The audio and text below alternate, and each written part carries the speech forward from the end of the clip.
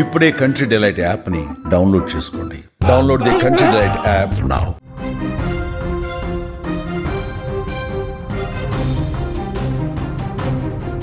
Hyderabad Jagadgirigutta police station పరిధిలో దారుణం చోటు చేసుకుంది. జగద్గిరిగుట్ట బస్ స్టాండ్లో ఓ యువకుడిపై హత్యాయత్నం జరిగింది.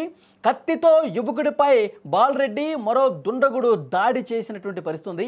ఆర్థిక లావాదేవీల నేపథ్యంలో ఈ హత్యాయత్నానికి పాల్పడినట్లుగా పోలీసులు అనుమానం వ్యక్తం చేస్తూ ఉన్నారు. అక్కడ స్క్రీన్ మీద కూడా మీరు చూస్తూ ఉన్నారు. వాళ్ళు దాడి చేసిన అనంతరం అదే బైక్ మీద ఎక్కి వాళ్ళు పారిపోతున్నటువంటి పరిస్థితి. అంతకుముందు వాళ్ళు బైక్ ఎక్కి పారిపోతున్నటువంటి దృశ్యం మీరు చూస్తున్నారు. మధ్యలో కూర్చున్న వ్యక్తి కత్తి తీసుకుని చాలా బలంగా ఆ వ్యక్తి మీద దాడి చేశాడు. కత్తితో పొడిచాడు. పొడిచి రక్తం కారుతున్నటువంటి పరిస్థితి. నడి రోడ్డు మీద ఒక వ్యక్తిని విచక్షణారహితంగా పదునైనటువంటి కత్తితో దాడి చేసి చాలా బలంగా ఒకడేమో వెనకాల తప్పించుకొని పారిపోతాడేమో అన్న ఉద్దేశంతో గట్టిగా పట్టుకున్నాడు. అతన్ని గట్టిగా పట్టుకున్నాడు.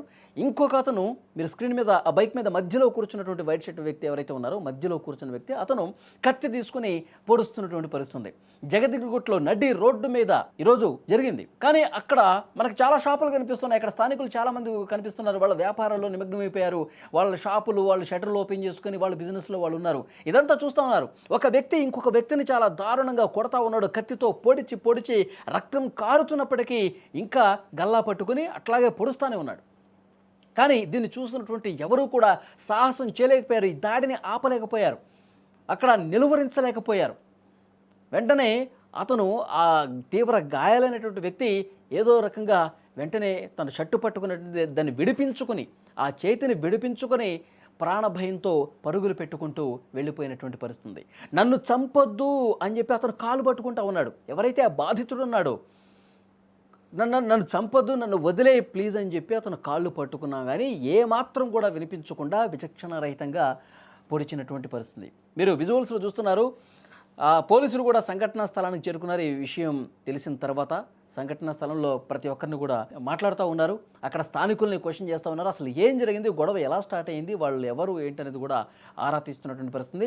ఆ ముగ్గురులో ఒకరిని పోలీసులు ప్రస్తుతం పట్టుకున్నట్టుగా సమాచారం వస్తుంది. అతన్ని పోలీస్ స్టేషన్లో పెట్టి విచారిస్తూ ఉన్నారు. ఎందుకు అతని మీద దాడి చేశారు. ఈ పొడుస్తున్న వ్యక్తి పేరేమో బాలరెడ్డి అని తెలుస్తోంది. తర్వాత ఎవరైతే గాయపడ్డాడో, తీవ్ర గాయాలపాలయ్యాడో, కత్తి పోట్లకు గురయ్యాడో అతని పేరు రోషన్ సింగ్గా తెలుస్తోంది. సో విచారిస్తూ ఉన్నారు.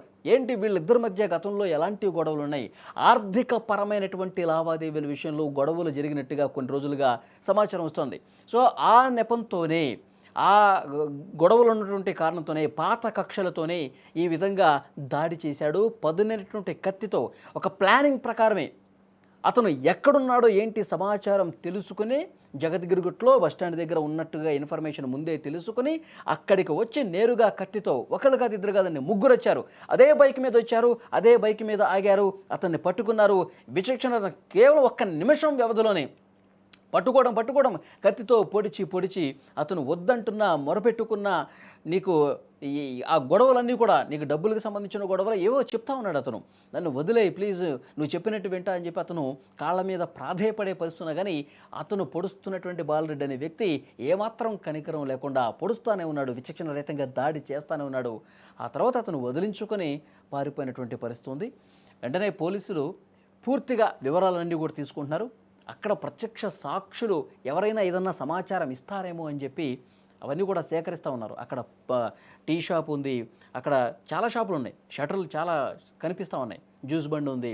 అక్కడ చిన్న షటర్లు వ్యాపారాలు చేసుకునే వాళ్ళందరూ ఉన్నారు. వాళ్ళందరూ చూశారు. ఆ షాపుల్లో ఉన్నటువంటి వాళ్ళు కూడా గొడవ జరుగుతోంది, అతను పొడుస్తూ ఉన్నాడు, చాలా దారుణంగా కత్తితో పొడుస్తూ ఉన్నాడు, ఇవన్నీ చూశారు. కానీ అక్కడ మనుషులు ఉన్నారు కానీ స్థానికులు ఉన్నారు కానీ ఎవరూ కూడా ఆపే ప్రయత్నం అంత ధైర్యం చేయలేకపోయినటువంటి పరిస్థితి ఉంది. ఎందుకంటే మా మీద మళ్ళీ ఎక్కడ కత్తితో వాడు అంత దుర్మార్గంగా పొడుస్తూ ఉన్నాడు. ఏమాత్రం భయం లేకుండా కత్తితో పొడుస్తూనే ఉన్నాడు. మన మీద ఎక్కడ దాడి చేస్తాడన్న ఒక భయంతో అక్కడ స్థానికులు కూడా ఎవరు దగ్గరికి వెళ్ళే సాహసం చేయలేనటువంటి పరిస్థితి. సో పోలీసులు పూర్తిగా ఇన్వెస్టిగేట్ చేస్తూ ఉన్నారు. ఆల్రెడీ ఒకరిని పట్టుకున్నట్టుగా తెలుస్తోంది. ప్రస్తుతం ఈ వీడియో సోషల్ మీడియాలో వైరల్ అవుతోంది. సోషల్ మీడియాలో ప్రతి ఒక్కరూ కూడా ఈ వీడియోని చూస్తూ ఉన్నారు. పగలు హైదరాబాదులో నడి రోడ్డు మీద ఒక వ్యక్తిని ఇంత దారుణంగా చంపే పరిస్థితుందా? ఈరోజు ఇంకొక షాకింగ్ వార్త ఈరోజు ఉదయం మనం చూసాం. చట్నీ మీద పడిందని, షర్టు మీద చట్నీ మీద పడిందని చెప్పి కారులో ఎక్కించుకొని అతన్ని కొట్టి విచక్షణారహితంగా దాడి చేసి అతన్ని చంపేసినటువంటి పరిస్థితి ఉంది. కత్తితో దాడి చేశారు. కేవలం చట్నీ మీద పడిందని చెప్పి అతను సారీ చెప్తాడు, అయిపోయింది. ఏదో చూసుకోలేదన్నా అని చెప్తే అయిపోతుంది. చూసుకోలేదన్నా ఇది అనుకోకుండా జరిగిందని చెప్తే అయిపోయేది, అంతవరకు వదిలేసేయాలి. కానీ దాన్ని మనసులో పెట్టుకొని ఇంకేదో చేయాలన్న ఉద్దేశంతో కారులో ఎక్కించుకొని ఆ గొడవ అంతకు పెరిగి చట్నీ మీద పడిందని చెప్పి చంపేస్తే ఏంటి అసలు లా అండ్ ఆర్డర్ పూర్తిగా హైదరాబాదులో పరిస్థితులు ఎంత దారుణంగా ఉన్నాయో కూడా అర్థమవుతుంది. పోలీసులు కూడా చాలా కఠినంగా వ్యవహరించాల్సినటువంటి అవసరం ఉంది. ఎవడైనా పిచ్చి పిచ్చి వేషాలు వేస్తే, పూర్తిగా శాంతి భద్రతలకు విఘాతం కలిగించే విధంగా చేస్తే, చట్టాన్ని తమ చేతుల్లోకి తీసుకుని ఈ విధంగా దాడులకు పాల్పడితే, హత్యాయత్నాలు చేస్తే పరిస్థితి చాలా సీరియస్గా ఉంటుంది. వాళ్ళకి ఇంకా పుట్టగతులు ఉండవు అని చెప్పి పోలీసులు ఒక సీరియస్ వార్నింగ్ ఇవ్వాల్సినటువంటి అవసరం ఉంది. సో ఈ కేసుని చాలా సీరియస్గా తీసుకునే అవకాశం కనిపిస్తుంది. ఎందుకంటే ఇప్పుడు సోషల్ మీడియా మొత్తం కూడా వైరల్ అవుతుంది. చాలా దారుణంగా హైదరాబాద్లో నడి రోడ్డు మీద కత్తితో పొడుస్తున్నటువంటి దృశ్యాలు వైరల్ అవుతూ ఉన్నాయి. సో యూట్యూబ్ కమ్యూనిటీ గైడ్లైన్స్ వల్ల నిబంధనలు అడ్డొస్తున్నాయి కాబట్టి అది వేయలేకపోతున్నాం. కానీ చాలా దుర్మార్గంగా ఆ బాలరెడ్డి అనే వ్యక్తి ప్రవర్తించిన పరిస్థితి. పోలీసులు ఈ కేసులో చాలా సీరియస్గా యాక్షన్స్ తీసుకునే అవకాశం అయితే కనిపిస్తుంది. मैं रोड पर आया तो ऑटो वाला बोला लोग आपका बच्चे को वहाँ चाकू मार दिए, उल्टा में चाकू मार दिए। मैं ऑटो पकड़ कर आते हैं, कोई भी नहीं है।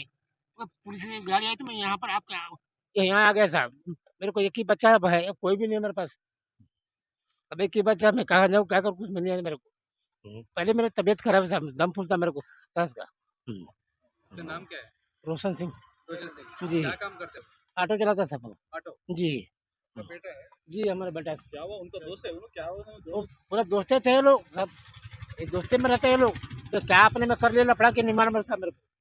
आपके घर तो आता था उन्होंने? हाँ, आता था घर को, इधर ही घर है उसका साइड। क्या है कि साहब अब बच्चों के बारे में हम क्या बोल सकते हैं। उनका नाम क्या है? शरीफ नाम है उसका। आपका बच्चा? हमारा बच्चे का नाम रोशन सिंह है। उनका नाम? शरीफ अब पता नहीं साहब, इन लोगों का दुश्मनी पहले से कुछ भी दुश्मनी नहीं है। लोग लेकिन साथ में रहते थे, खाते थे लोग पूरा। मेरे घर के यहाँ खाते थे ये लोग। पूरा क्या हो गया? क्या है पूरा? क्या है? क्या है साहब, वो हम अच्छा तो थोड़ा बोलो, आराम से बोलो। पूरा आप ये लोग आते थे मेरे घर को, ये लोग बच्चा लोग, ये लोग। मगर इन लोगों किधर घर है साहब उसका? ये बच्चे का शरीफ का घर इधर है, हमारा अब तो रंगाड़ी में है घर। तो ये लोग आते थे कभी। आज क्या है, लोगों लफड़ा हुआ, मैं घर में था सो के, मैं सम्राट के यहाँ आया। सम्राट के तो ऑटो वाला बोला मेरे को आपका बच्चे को यहाँ, अब हम कहाँ गए, अब वो जाने का है साहब मेरे को। हॉस्पिटल में जाने का है मेरे को, वही तो मैं रो रहा था फिर बजाओ।